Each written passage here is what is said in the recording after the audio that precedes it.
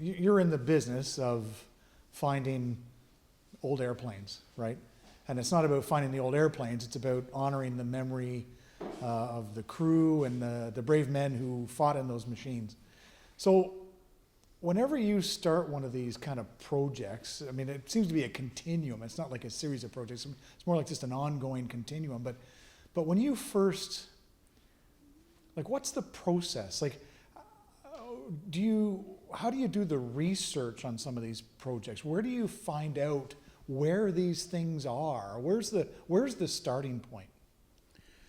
Well, it's a long-winded procedure, but it usually starts with some kind of obscure report about this aircraft ditched just south of, or something like that. And but it could be as simple as some scuba divers diving on into waters saying, what the heck is that on the bottom that's sticking up?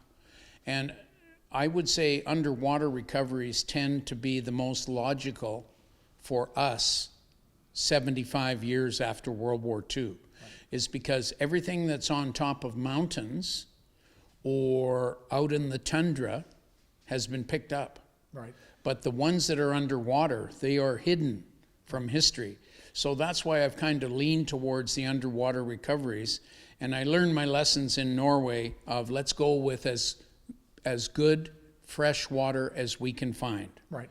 And certainly the Baltic is one of those, and the Halifax that's coming out of the water in Sweden in 2020, that's a prime example. Right. But it could be as simple as just a small 1944 aircraft ditched in so-and-so lake. Right. So I follow up on all leads. Right. Then I try to get battle records.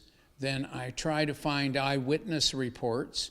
And so it is a little bit like Sherlock Holmes, where you're using one clue to go to the next clue to finally you can say, let's go have a look. So you're using the resources available at Kew Gardens in London.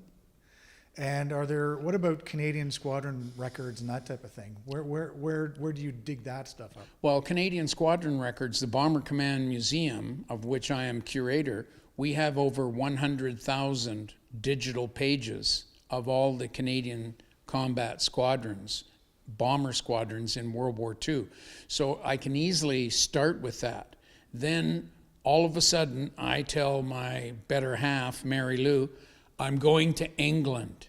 Right. And then I'll go and follow it further. Right. But the bottom line is once you have a solid lead, expand on it, add to it, and then confirm that it's still there.